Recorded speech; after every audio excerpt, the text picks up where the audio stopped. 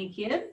I'm Bronna Francis. We're here at KVAC and we're going to do a little emotional poverty in our schools by Ruby Payne. And I know a lot of you have studied Understanding Poverty and the Frameworks of Poverty by Ruby Payne. So now we're going to talk about the emotional poverty, and we know we've all gone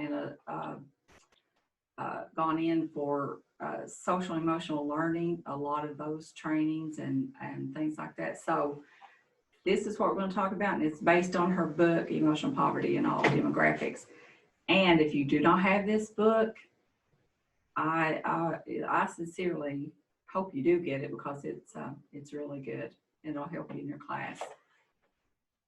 Okay, we're going to look at, we're going to start with a PowerPoint, and we'll just kind of go through it. And if you have questions, you can just let us know in the chat, and I'm sure Ms. Bonda will get those out to us. Our objectives today is what is emotional poverty, the effects of emotional poverty on students, and what can we as teachers do. Take a moment to think of a student that has outbursts, has trouble keeping friends, and has many discipline referrals. And this could be a student that lives in poverty or not. Keep in mind that, this in mind, the student in mind, as we have discussions today. And think about what the student may have experienced, may be needing, and the strategies that you may try.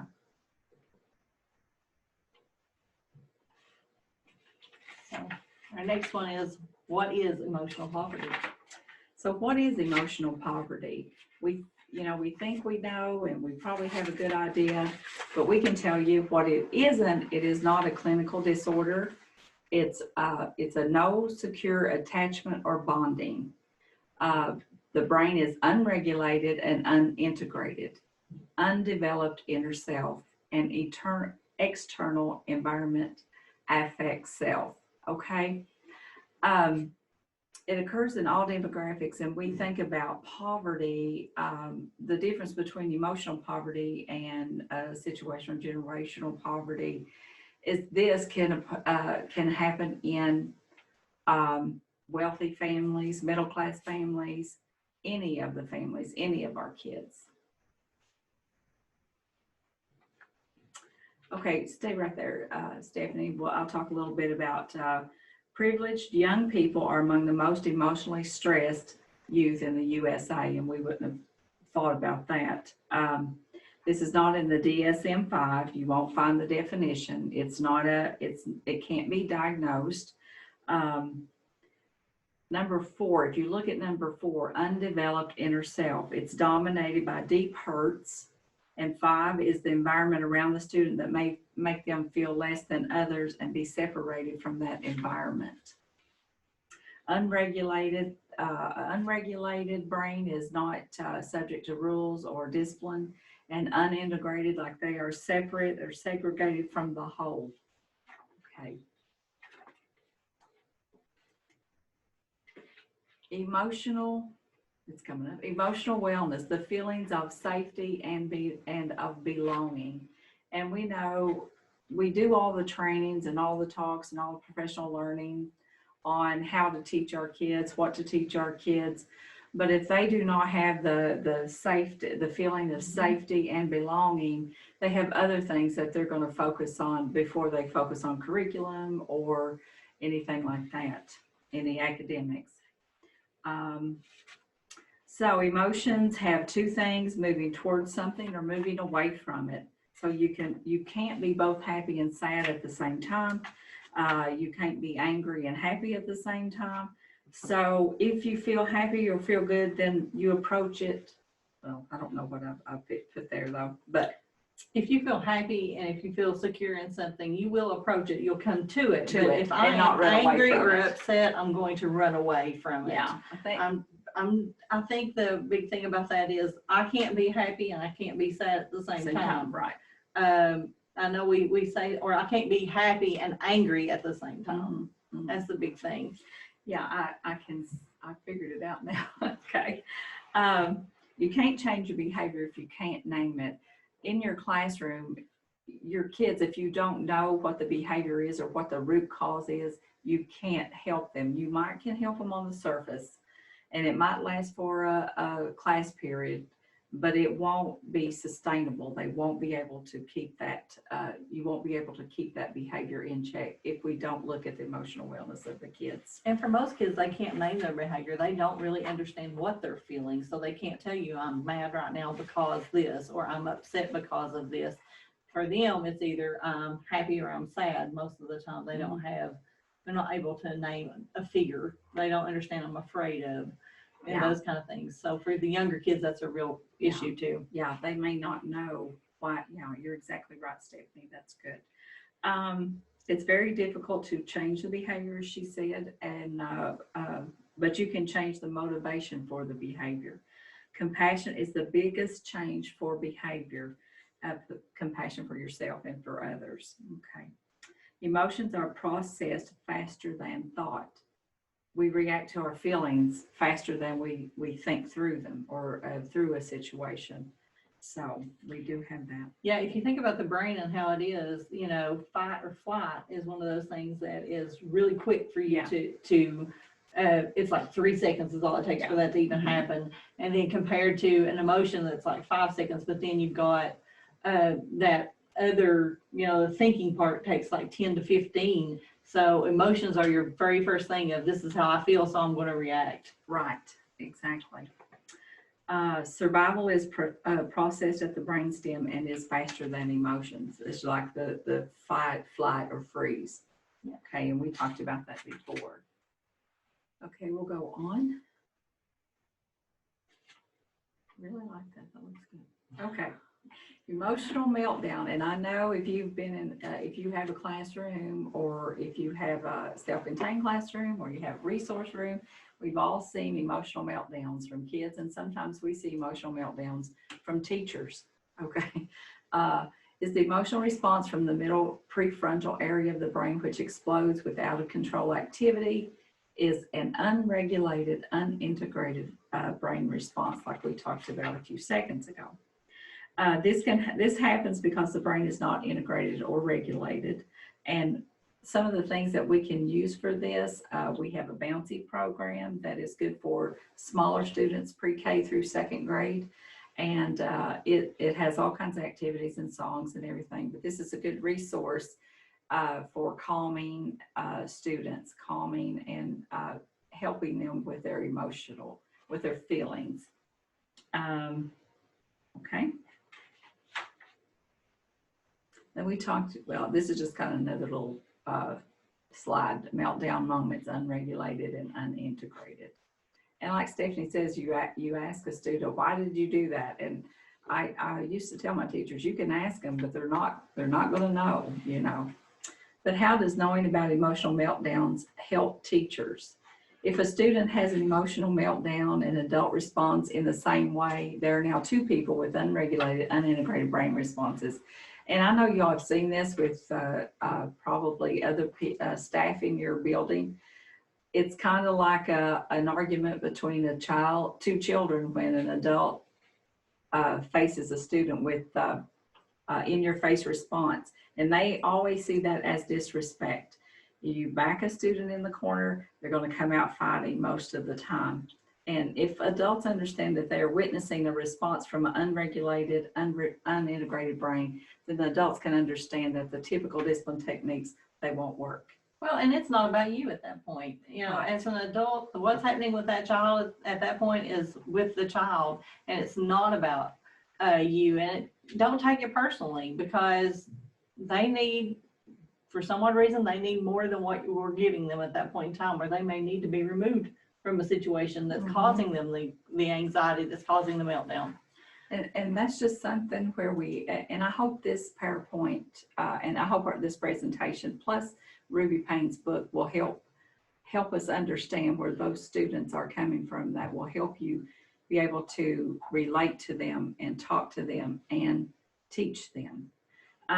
The other thing is, if you've got two people in the room and the child's having a meltdown and you're having basically an unregulated brain and you're having a meltdown along with the child, at that point, nobody's winning. Yeah. It's a bad situation for everybody involved. And I know sometimes, even as adults, the first response we want to do, we want to melt down or have a fit also with the students. But we have to teach ourselves, we have to be disciplined when we think about this and not take it personally that the child is just coming at us. So those are some things that we have to think about. And by having, if you get into a yelling match with a kid at this point, the only thing you're doing is escalating that child. Oh yeah, you get loud, they can get louder. But in the book, there is a checklist for identifying emotional resources, and it's from Under-Resourced Learners, 8 Strategies to Boost Student Achievement, and that's from Ruby Payne too. But I'm just going to say a couple of those. Has positive self-talk, can plan for behavior to complete assignments.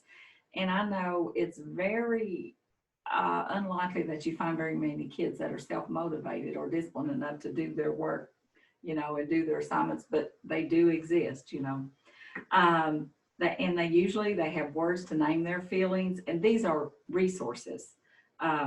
They can use the adult voice, has parents who are supportive of the school, and there's a whole list of resources that you can check. Do we have this or don't we have this?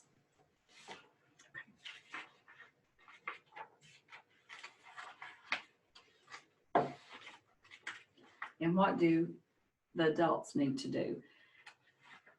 And what we're going to do today to help the adults is talk about the four types of, well, here they go: refrain, safety, and calming techniques. Backwards, and to validate their emotions. And I know sometimes we think this is the same old stuff that we've heard a lot of times. Well, hearing it and doing it are two different things, and studying it, studying your kids, investigating, finding out where they're coming from, and what kind of bonding and attachment styles that they have. That is such a big piece of the students that if we don't hone in on, or if we can't find out, it's going to be hard for us to teach the students, and you're going to have to deal with those same behaviors over and over and over. Okay. I'm going to come back to calming techniques. Let's go back one. Let's look at calming techniques. Refrain and keep your composure. That's like number one with a student that has emotional poverty, is in emotional poverty. And like Stephanie said, don't take it personally. And is this a safety issue? And if it is, you have to deal with that. And safety could be removing them from the room. It could be that you remove the other students from the room, because it may be that child's a runner and you don't want them to be outside the room because you don't know where they're going to go to. But the other kids need to move because they're maybe throwing things or they're doing things that. And I'm sure if you've taught very long, you've had that to happen. Calming techniques, drinking water. We're going to go into these a little bit later, so I'll hold off on those. And like I said, validate with the student afterwards, because that's really important that you talk to them about what they were feeling, how they were feeling, that we understand that this is what was going on, and these are some things that we can do. So that's after the situation has happened. And you can talk to them, say, help me with, let's talk through, what are you feeling? Those things. They may not be able to say what it is, but they can tell you some things that will help you. Was your heart racing? How did, what did you see that caused you to do this? What did you hear? Did you smell something? You can be, it's a lot of things sometimes that can bring on something like that. And so you don't know that if you don't know the past of that child, you may not know what's triggering it. That's right. Recall a discipline incident where you felt disrespected, and then reframe the incident as a response from an unregulated, unintegrated brain. It is not about the disrespect, and that's what we've talked about. So what causes behavior? What motivates bad behavior? And we talked about its lack of compassion for themselves and for others. So recall an incident, a discipline incident where you felt disrespected, and then what did you do in response from an unregulated, unintegrated brain? It's like, did you go to pieces? Did you, and we've talked about this a little bit. And, sometimes you do say, you might say things that you or disrespect the child. Stephanie, I don't have time right now. you know, those kinds of things. It doesn't seem like a big deal sometimes, but it is a big deal. And the behavior, what causes behavior is our inner self. And I'm going to talk about this just for a second. Who you are at the deepest emotional level is your inner self. Okay. Why is your inner self so important? It's the motivator for good behavior. Okay. The motivation for good behavior is a strong inner self. And that's kind of like also having compassion for yourself, Yeah. not just for yourself, but for others too. And forgiving yourself, you know, and not holding that in. Okay. Contain the behavior so that it does not harm others. And Stephanie talked about that a little bit with removing the student out of the classroom, or letting them go somewhere else to a calm down room or a cool down spot, or removing the other students from the classroom to keep everyone safe. And then, of course, we talk about calm the individual with effective techniques, and we're going to talk about some of those effective techniques a little bit later. And Mr. Doug, can you help us here on this one? I can give it a try. So when we're talking about looking at our students that we're working with, one thing that they recommend doing, and I think it's Dr. Daniel Segal recommends that you teach the students the hand model of the brain. So if everyone hold up either the right hand or left hand, it doesn't matter. Your wrist and palm, your wrist is your spinal cord. The palm of your hand is the brain stem, and it controls our involuntary movements. And those involuntary things such as hunger, sleep, things like that. Then if you take your thumb and you fold it into the palm of your hand, your thumb represents the limbic region of your brain, or the thinking part, the rational part of your brain. And then your fingers, if you fold those down over your thumb, you're making a fist. This represents the cortex and the prefrontal cortex of your brain, which are used in regulating our emotions. They're used, these are our, I guess you could say, your survival brain, or no, this is your thinking part of the brain. The limbic system is your survival brain. So when our kids get into situations that's stressful to them, or they're kind of scared maybe, or nervous or anxious and don't know what to do, oftentimes we'll say they flip their lid. And what they do is, if you throw your fingers up, they're no longer using the reasoning and rational part of their brain. They're just running off the emotions. They're just running off the survival aspect of the brain. And so when that occurs, our kids are, we like to call it out of control at times, or things like that. So whatever you're talking to them about, whatever you're discussing, whatever you're trying to reason with them, it's having no effect, because they're not rationally thinking, or they're not thinking about what's going on. They're just processing, this is a threat, this is a danger to myself, I'm going to do what I can to protect myself. So as the ladies were talking, until we teach them some calming techniques or some strategies to bring the calm back to them, to get them back into using their logical part of the brain, it's going to be difficult for them to follow instructions, or difficult for them to process what we're asking them to do, or to do what, to talk to you about what's going on or what's bothering them. So with little kids, you can call this the wise old owl and the barking dog. So when this is our wise owl, the top of your hands, your fingers. When Mr. Dog starts barking, when they get nervous or anxious, Mr. Owl flies away. And then again, like I said, they're just running off emotions. We have to teach them some common techniques, maybe some breathing, maybe some touch, maybe some things like that these ladies will discuss a little bit later, to help them calm back down, help them regain their composure. And then you could talk to them and help them process what happened and what went on, and how you can address that situation differently the next time and have a better outcome. So hope it helped. Awesome, Doug. This is my thank you. 2 thumbs up. Okay, so let's talk about some of those techniques, some of the calming techniques. We'll talk about water. Have the student drink a glass of water. Water helps the body metabolize cortisol, which is produced when someone gets physically upset. When the shoulders relax, detox. The water has been effective in metabolizing the cortisol. So, you know, if the student, you know, that's one way to calm them down, and I'm kind of tongue-tied right there. But right in the middle of something, I don't know, you want to tell them, you know, let's just calm down. Let's go get a drink of water, and, you know, and so that's a real easy calming technique. Yeah, if it's a student that you can get outside the room and you can get them to walk and say, hey, let's just walk to the water fountain and let's get a drink of water while you're calming down. And so not only does the walking sometimes help, but getting that drink of water even helps more, and you can have that conversation. If you're in a meeting with a person and they're having some emotional issues, you know, having water in the middle of the table to where you can slide them a glass of water for them to drink, that helps too. Those kind of things, because it just you being able to drink that water, and then like you said, the water going through and it's a relaxing part for them. And Stephanie was talking about something, we were talking about having a meeting, you know, with IEP meetings.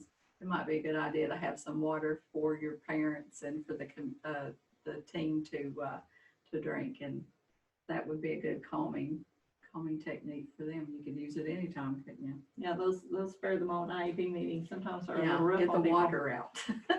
Yeah. Okay.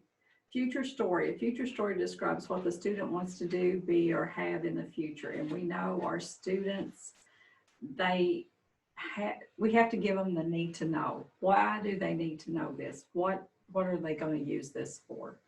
Okay, let's talk about, like, in the first grade, we started by having them wear different hats of different vocations or occupations or careers. And then it goes on to the secondary level. And there's a whole little piece of this in Ruby's, Dr. Payne's book that goes through this, through the school years in first grade, kindergarten and on. So kids need to know that they have a future, and they have, that it is possible for them to have a good future. Yeah, and for your younger kids, they may not be able to think about, because one of the things is, what would you want to do at 25? Yeah. They may not be able to think that far along, but you can say, hey, you know, what would be a good thing you would like to do for Christmas? Mm-hmm. And it doesn't have to be what do you want for Christmas, but what would you like to do at Christmas? And so talk about those kind of things, something that's closer to them, or maybe it's Easter, since Easter's coming up. And so you talk about the things that are closer to them, that they are able to actually see in that future. Very good, thank you. And this is tapping and touching. And Stephanie's got a little calming technique with your tapping. You want to do your finger tapping? Yeah, there's some things that you can do with your fingers. Just teaching the students to tap and then to count if they need to. That's one. And so they would go 1, 2, 3, 4, 4, 3, 2, 1, 1, 2, 3, 4, 4, 3, 2, 1. They can do that one. There's another one where you can have them just to tap their fingers like this, so that they're doing it, and they can count while they're doing it. If they can't count, then you can have them to try to spell their name, those kind of things. And one of the things that I did with one of my students was I taught him to twiddle his thumbs, and he loved that. So when he would feel himself getting really upset, he would sit there and he would just take his little thumbs, and you'd see him, he'd be doing this, and you could walk by him, and I just, you know, touch him on the shoulder, and he would be like, you know, okay, I'm working here, you know, and you knew it. So it was a good thing for him. But find that coping mechanism that works for your kids. It could be, as for some of our autistic kids, we brush them.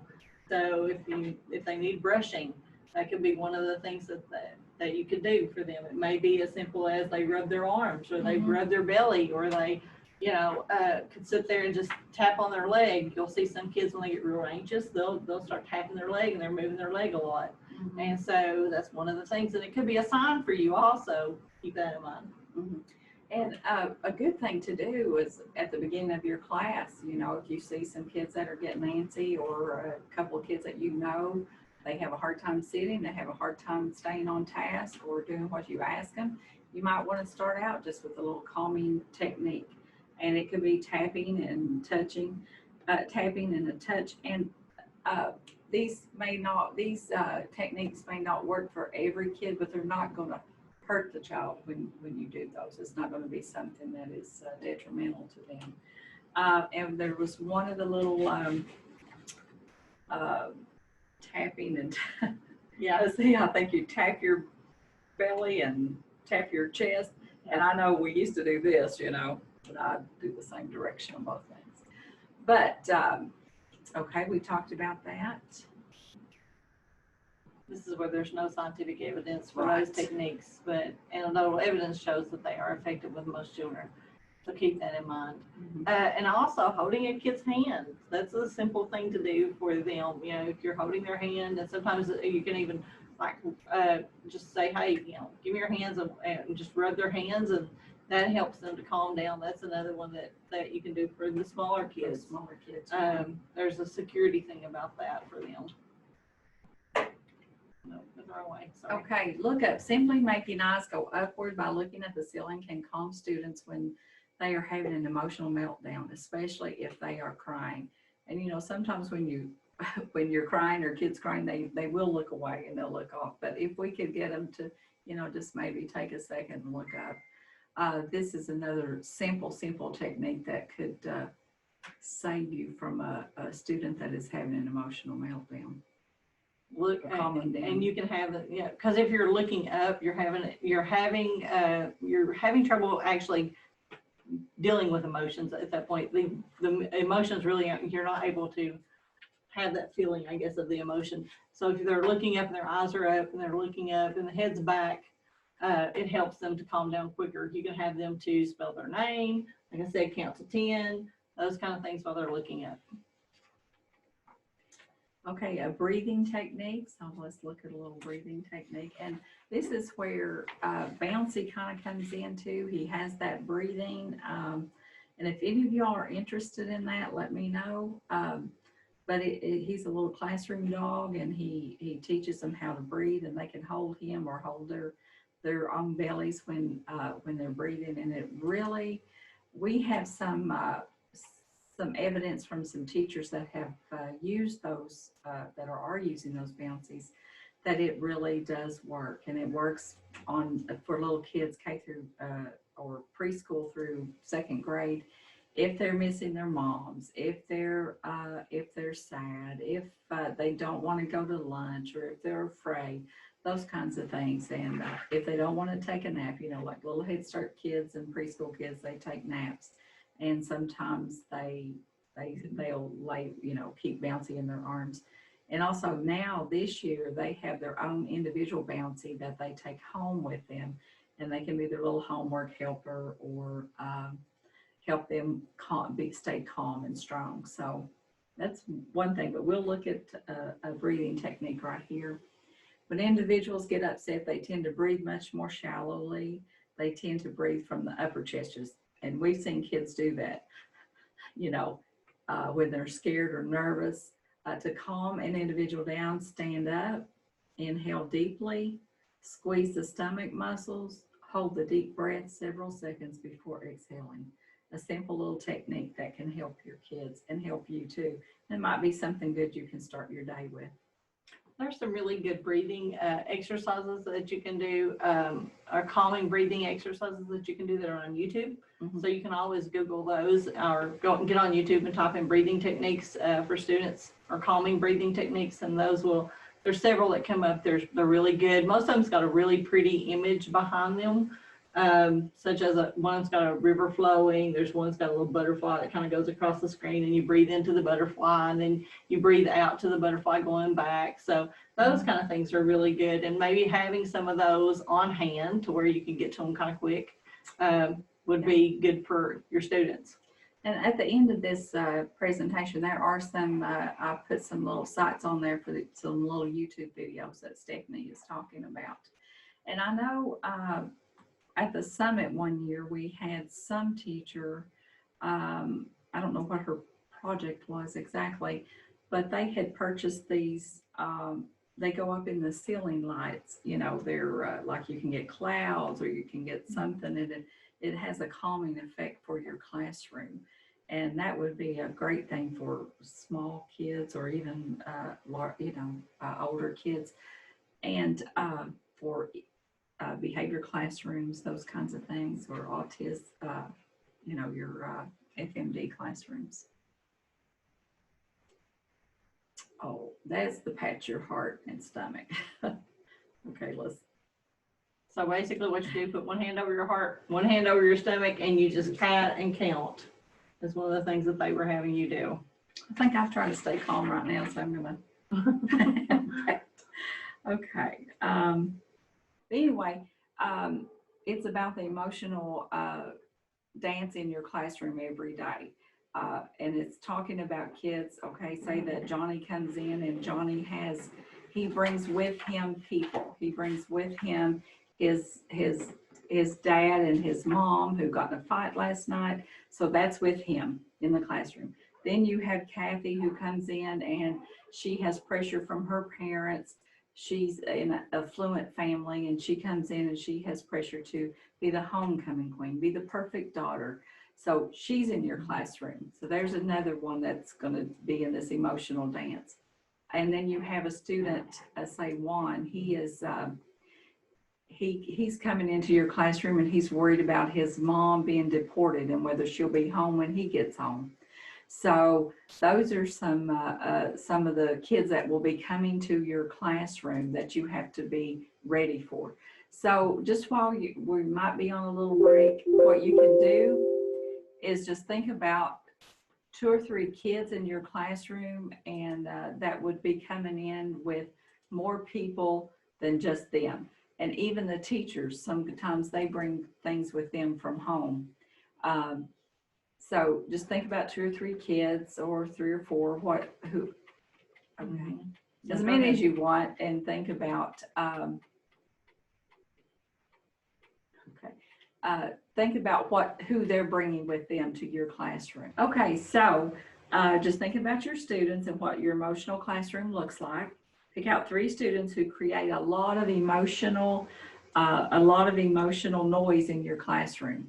And sometimes we have a lot of emotional noise in the classroom before holidays, after holidays.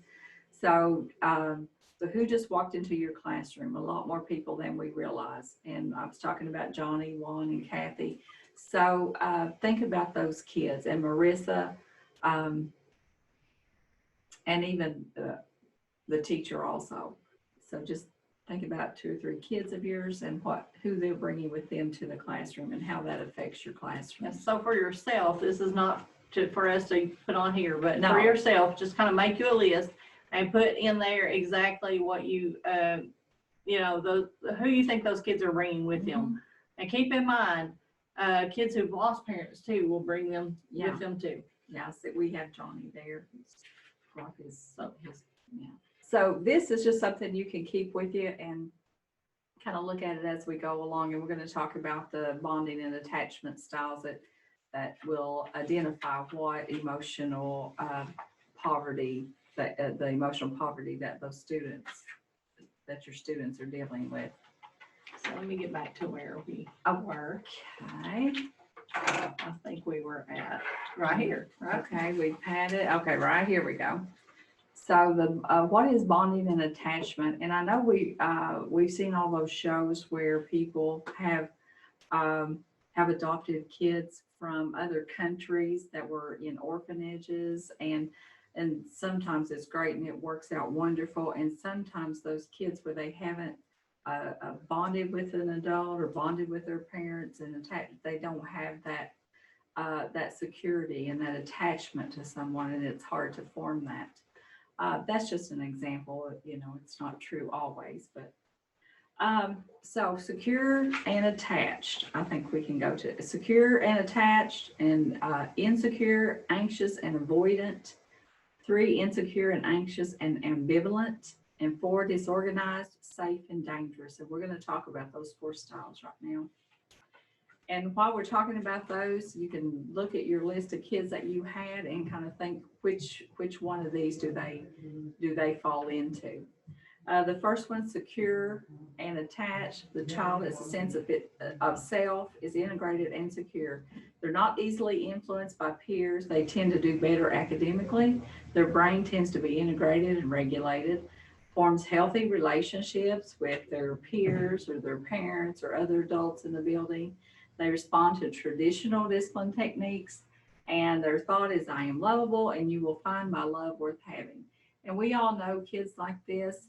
And we've even said before, okay, this student, all you have to say is, don't do that. And they'll never do it again.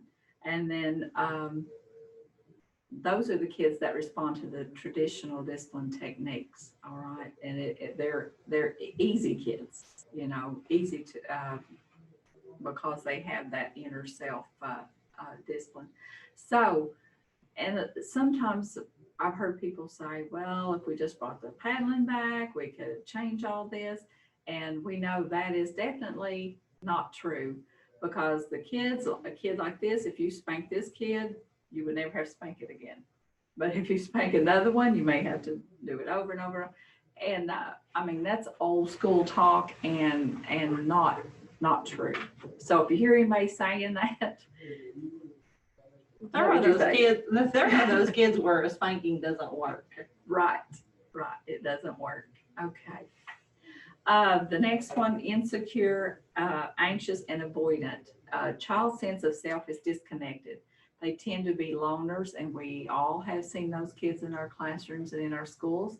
Difficulty with forming relationships. Are restricted emotionally. Avoid assignments that require an emotional response. And peers often do not like them. They're not friendly with them. They do not respond to typical discipline techniques. And their perspective is, I am unlovable and you will reject me anyway, so why bother? And I know we all have heard kids say, I don't care, whatever you want to do, I don't care. Those are the insecure, anxious, and avoidant. Insecure, anxious, and ambivalent. Child's sense of self is confused, very anxious in the classroom, often easily bullied, difficult with boundaries in relationships, do not always do the work because they may not be right and need repeated assurances.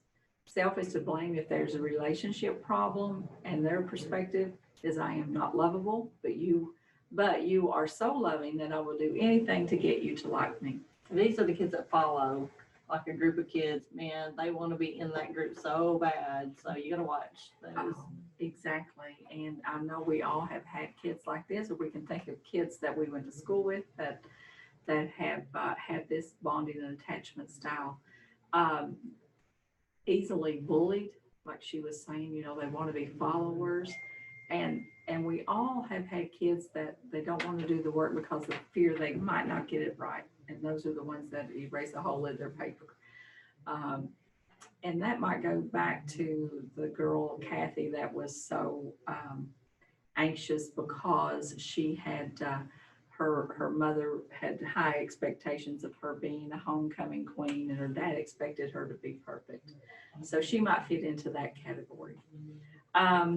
Disorganized, safe, and dangerous. A child's sense of self is fragmented, unregulated, and unintegrated. Operated out of fear and anger, cannot name their emotions, have parents that are often safe and dangerous and tend to rage when angry. I know we all have had those parents who will take up for their children no matter what. If you say anything, if you discipline their children, they're there to complain about it or to face you about it. But then they may turn around and smack their child or spank their child. I'm just using this as an example. Few boundaries, little attachment, do not respond to typical discipline techniques, need development of regulation and inner strength. And this is their perspective. I'm lovable, but you're either too insensitive to see it or you are just not worthy of my love. So those are the 4 bonding and attachment styles. And look at your list and see, think about which one of these 4 styles that your student is falling in. Or is. Okay. What does this information mean in your classroom? So we have this information. So what does it mean? Consequences will exist for every behavior. The approach will change. And I know a lot of teachers and a lot of people say, I treat them all the same. Well, treat them all the same is not treating students fairly. And I said, well, I treat them fair. Not if you treat them all the same, because we know all kids are different and they learn differently. They behave differently. They have different social, emotional uh, places that they come from. And I know we've heard about this with all of our trainings for PBIS and all those other trainings, Harry Wong. Limit the rules, clarify the boundaries, use the minimum necessary consequences. You can wear yourself out with too many rules and too many consequences. And if you have too many rules, you're going to end up not following them or not enforcing all that. So, limit the ones that you really need to make your class run smoothly. And before the rules, you can have procedures. You're not going to get punished for procedures. You're not going to have a consequence. It's just something that we practice. This is how our classroom runs. Make the consequences fit the crime. Okay. A student who hits another student or a student who throws paper in the floor. I mean, are we going to treat those two incidences the same or give them the same consequences? Have clear classroom guidelines and enforce them consistently. And that's what I was talking about with procedures. Interact with every student every day if possible, at least every week. And we know that,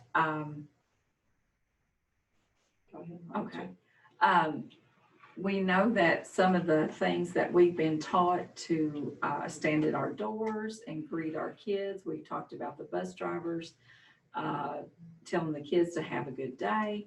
This is really important. It doesn't seem like a big thing, but it is a big thing if you, if a principal knows all the kids' names and they speak their names, and it's very important to students that you interact with them every day.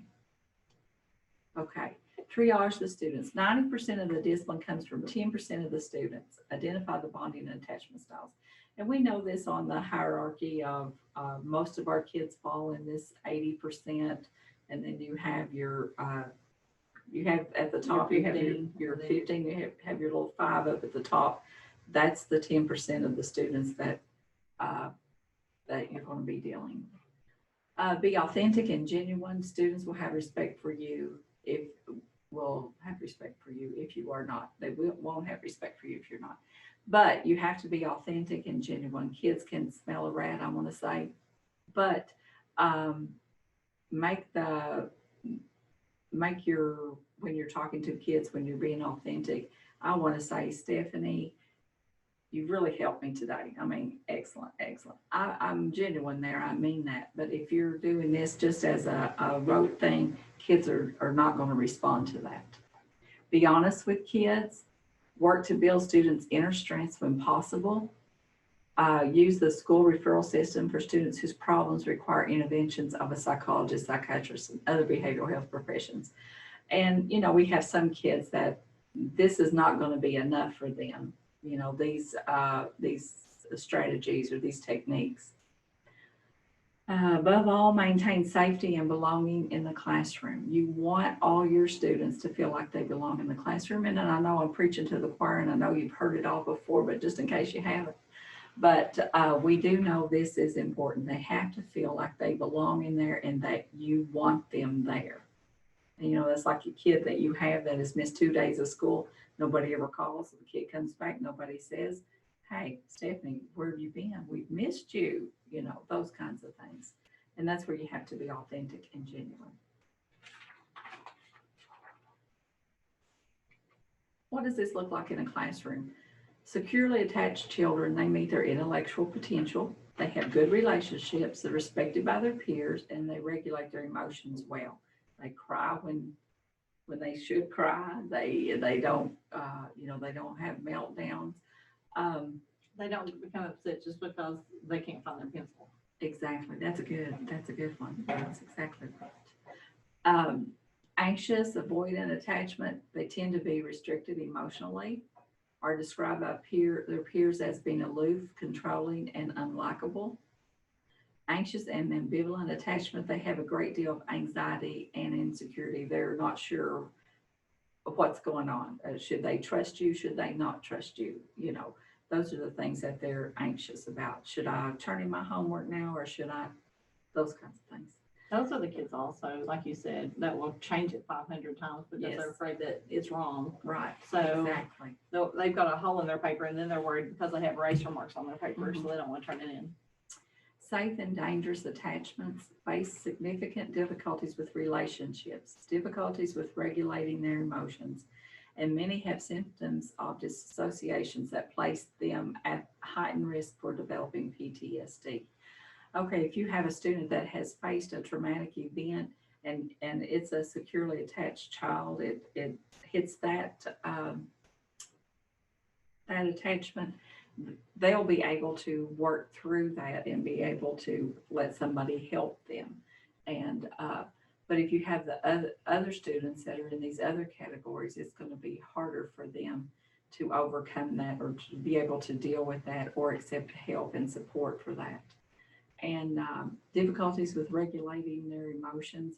You know, you have some kids like Stephanie was talking about, you have some kids that will cry if they can't find their pencil or if they can't find their paper or things like that. So even, you know, as far as I can't find my pencil, and next thing you know, they're throwing something, you know, and they're getting upset, and you can just see it in their face and in their whole body demeanor. They start to tense up. It's a big change for them. What tends to work and not work at this one by bonding and attachment style? Secured and attached. This is what works with those students using an adult voice. Explain the reason for rules and discipline. Identifying when you choose this behavior, you also choose the consequence. Or you also chose the consequence. Identifying the ways the desired behavior is beneficial for them. This is why we do this. This is why we have this as a procedure. They understand that. This is why this is a rule.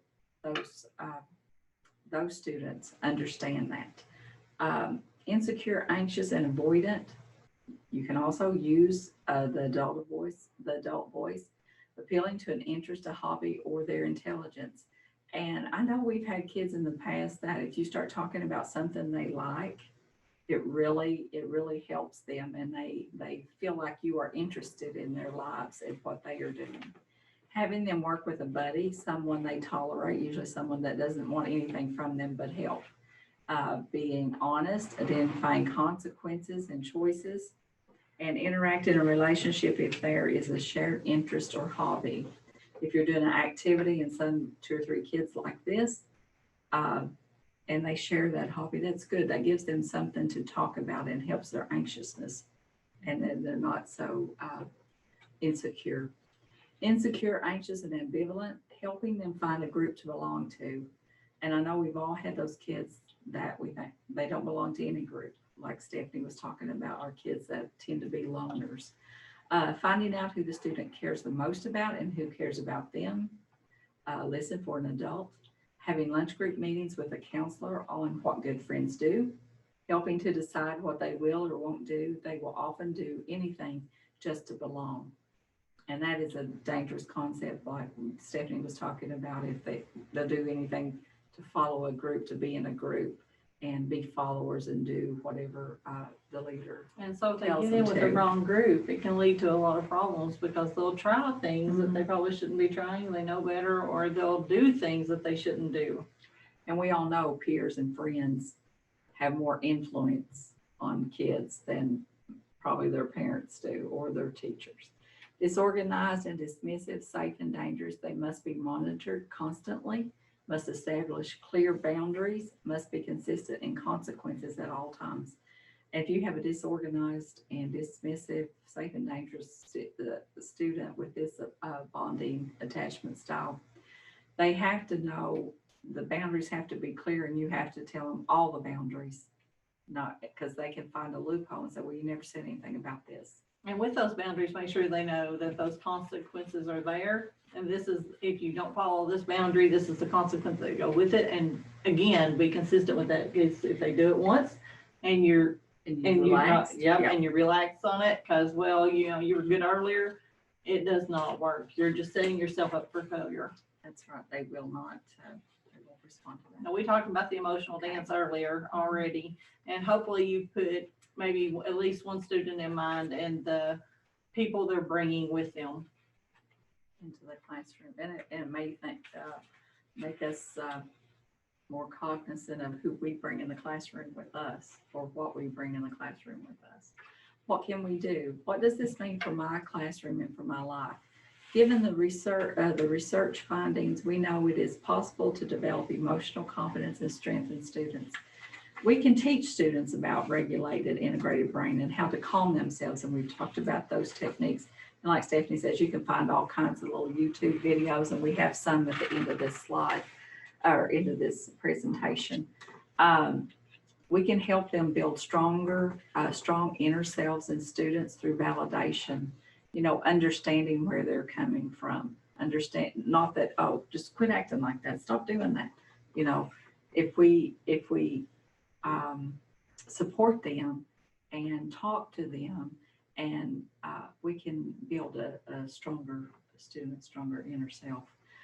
We can create we can construct classrooms in which the emotional noise is lessened. We can create safer classrooms and campuses by promoting fewer, less than, and separate from experiences for students.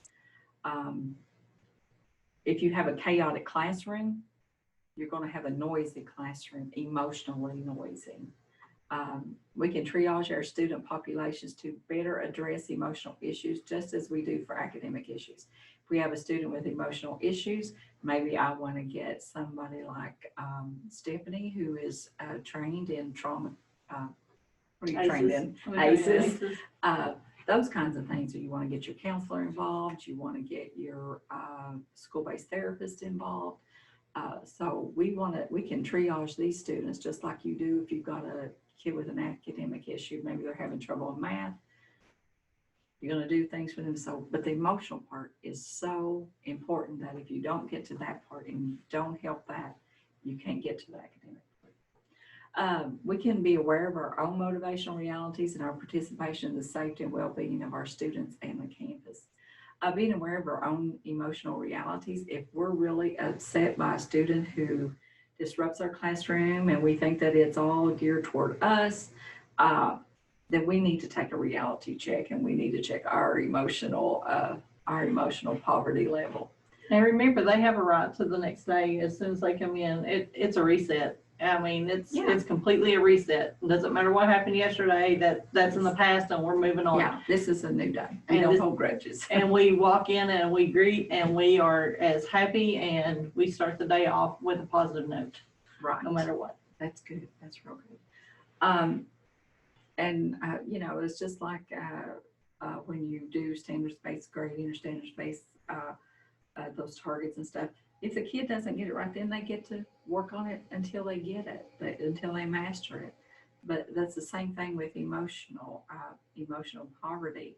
It's not going to be fixed in one day or one technique or one month. It's not going to be fixed. No. But if you do a lot of the work at the beginning, you're going to have less work at the end or during the year. And that's why kids like to play video games. They get to start over whenever they want to. So it's the same thing, and they're challenging themselves. But anyway, I'll go on. We will also keep consequences in place, but we can change the approach. Okay. I had one here. I like the fact on here that we can construct classrooms with less emotional noise. So that's a big one. Okay, education. I'm going to say this real quick before we go to tools to use. Oh. That's okay. You can leave that on there. Education has always been and will always be a human endeavor, a social interaction. And we know schools for kids are social places, and that's where they learn a lot on how to talk to people, how to make friends, those kinds of things. By paying more attention to the emotional well-being of our students and ourselves, we ensure a high-quality education that is safe, not dangerous for the students and the students in every demographic. That means it's not just our socioeconomic kids like we talked about before, it's all kids. And one of the things that Ruby talked about in there was she had some scenarios of teachers who were at the emotional poverty level. They would grab a kid or, those, I know that doesn't happen anymore. Hope I'm not here, it doesn't. But what kind of drama are they dealing with, or what kind of emotional emotional poverty level are they on? So that's what, the principal and instructional leaders have to deal with those. And that's a double whammy too. But also, if you're thinking about that student who's on that emotional poverty level, think about the parent too and what level they may be on. Yes. Because Oh, when they're gosh. coming inside of your building and you're having meetings with them, that's true. But we went back to the socio-economical part of this. You've got kids who are economically fine. Their parents are, both have jobs, they live in a good neighborhood, but they still are in some of these areas. The safe and dangerous one. If you've got a parent who, they're working, but they come home of a night and maybe for the first little bit, everything's great, you have dinner, and then maybe they drink. Yeah. And then it becomes a danger issue, or there's drugs involved at some point. Those kind of things happen within all of our kids' lives, and we may not even know it. Right. And that's what we were talking about. They bring those people with them to the classroom. They bring those experiences, those thoughts of what happened last night and what's going to happen tonight when I go home. And like Stephanie said, whether it's low socioeconomic, or they're middle class, or they're affluent, it's all the same. Those situations still have the same effect on kids. And we have to be their support systems. I mean, we have to be able to identify where they're coming from. And for some of those kids and those they're able to hide it for a while. Yeah. But Better. I mean, it's there, and they're having issues, and you'll see some of the. I think more so. It's probably not proven, but more so girls than boys in those higher social. They will become followers, and they'll try to make sure they're in those groups and things like that. And it's really scary, the things that could happen for them.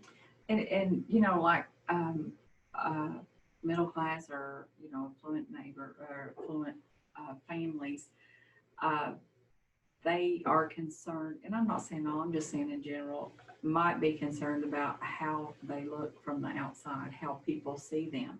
And so these kids know that. So they're not going to come to school and tell you what's going on at home. Where sometimes you may have a low socioeconomic kid in that poverty level, they'll come and tell you, Daddy got drunk last night and he went to jail, But you have these other kids, they are programmed, they won't tell that stuff, but you can see it on their bonding and attachment styles. That's why we have to be ready to find out who our kids are in our classrooms. And like Stephanie says, it's not going to be a one-time thing. Okay, tools to use. And this is in the book. It's a program, Teach Teddy. And in the storybook, the loss and gain activity. If you do this, you're going to lose this, but you might gain this. It's a whole thing. Reframing, a metaphor story, drawing, writing in a journal, naming emotions. And I know they do a lot of this naming emotions. They're using emojis with younger students, or they'll do that with their behavior and with their academics. Do you feel like you know this? Smiley face. You feel like you need help? Sad face, or you don't understand? Really sad face. And zones of regulation. And zones of regulation, Cheryl Mathis here at KVEC does a wonderful job with this. And so that's one of those things that if you're interested in it, you may be able to contact her. Yeah. But it deals with the students naming their emotion and being able to say, this is how I feel today, or this is how I feel at this moment, and this is what's happening. So, and then there's different colors that go along with those zones of regulation. So that's a really good program for our students. Thank you. Okay, we're coming to a close, and I thought I would really run over, but this book, like Stephanie was saying, Ruby K. Payne, Dr. Payne, Emotional Poverty in All Demographics, and the Calm Kids with Tapping. Those are a couple of videos there. And what do we lose control? Why do we lose control of our emotions? And then you have down there the ripple effects, and it also has, like we talked before, we have about 70 schools that have the ripple effects, and there's over 500 topics. And it doesn't matter if you're living in poverty or if you come from wealth or whatever. These students, they can use those topics. They cover almost, if there's anything they don't cover, I don't know what it is. But if you, like I've talked to you before, if your school has this, find out, and this will give you some really good strategies and lessons for behavior for students for RTI if you have. And, we want to help these kids. We want to make sure that they don't fall into this behavior, this behavior hole where they're in a behavior unit and they can't ever get out. We want to try to help them be successful. That's not what the end of the road is. So if you have any questions, let's talk about it right now because we have about 15 minutes. And if you're not sure, if you can order this book from AHA Process, and she has webinars. She has webinars that you can watch, free webinars that will talk about this, what's in the book. And we've only gotten through just a small portion of it, but it would pay you to get it and read it. But if you have any questions or you need anything, you can call me or call Stephanie, and we're here at the Holler. So if anybody has any questions, just go ahead and give a shout out. You can always yell at Doug Smith too. He's Doug Smith at theholler.org. Yes. Yell at Doug anytime. That's good.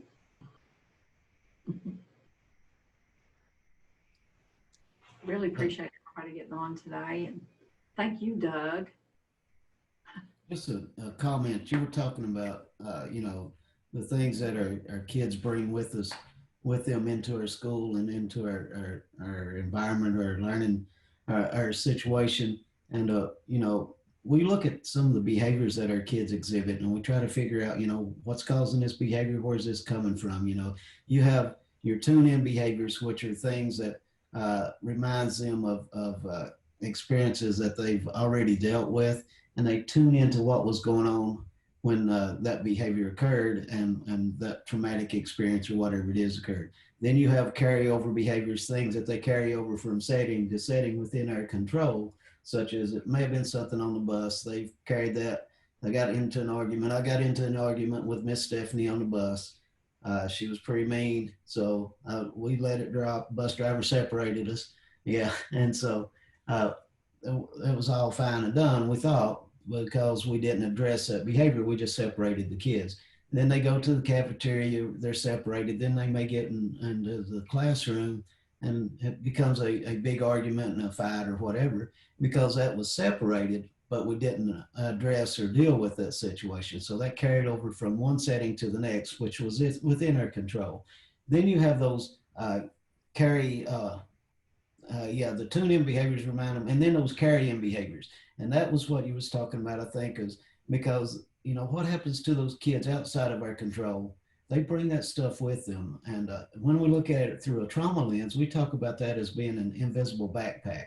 All the things that have happened to that kid up to the point that we have them, and all those thoughts and feelings and ideals that they have about that situation, and how they bring that with them, and how just we could be going along fine, thinking everything's all right, and say one thing that may trigger a response from them because it reminded them of a past traumatic experience.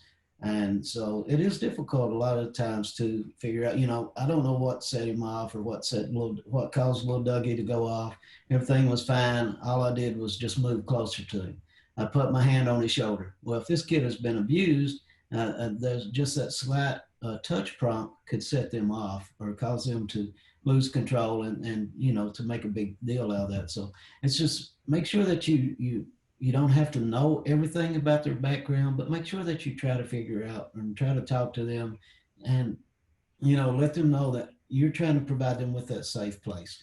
You may not be able to form that bond or form that attachment. They may not be able to trust you, but just let them know you're there for them. And if they need help and discussion and just somebody to share with, that you're a safe person that they can share with. And I think it just help your classroom, help your environment be a lot smoother, and your day go a lot smoother, of course. And like I think Miss Stephanie said, it's a clean slate. what happened yesterday happened yesterday. You can't pick that up and carry that on today. You know, I can't go back 3 seconds ago and take back what I said and like it never happened. But 3 seconds from now, I can start new and say, hey, it's a whole new world. We call it like waking up to like a possum, wake up in a new world every day, you know. So our kids look at it that way. Forget about what happened yesterday. We're not worrying about it today. We as our adults need to learn to do that.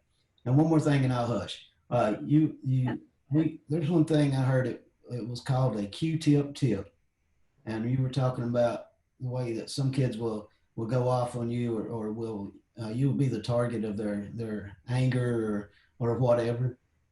You should take that as an honor because they feel safe enough around you that they can do that. They're knowing that you're not going to do anything to intentionally hurt them. You're willing to listen to them and help them walk through that or talk through that situation and help them to find a solution themselves. You're not going to tell them what to do through discussion. You're going to help them find a solution. So I heard it called like I said, the Q-tip tip. Quit taking it personally, take it professionally. And when you can separate the two, then it helps you to deal with that situation in a lot better, more productive manner than just standing there, like you said, getting that power struggle, you've already lost. You get into the argument with the kids, you've lost. The kids lose respect for you, and especially if you do it in front of their peers, you're just going to cause the situation to be even worse. But all right, thank you. And I think a big part to that too is, you know, when you're with those kids, be consistent. Be very consistent about the fact that you say hello to every one of them morning.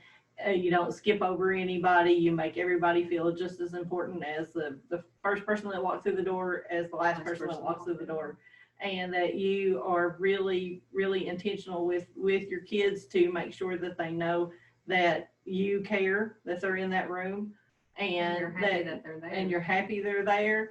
And whatever you're doing is the most important thing they're doing at the moment. And so keep that in mind too. If you make it sound like this, you know, you're all in, they're all in most of the time.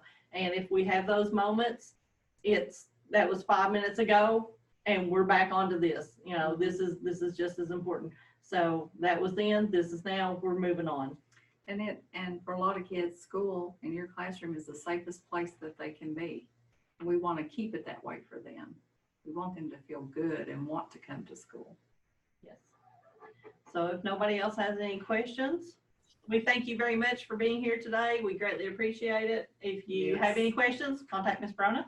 Thank you. Or Doug Smith. Yeah. Give him a holler. But we'll see you guys later. Thanks. Bye. Bye, everyone. Bye.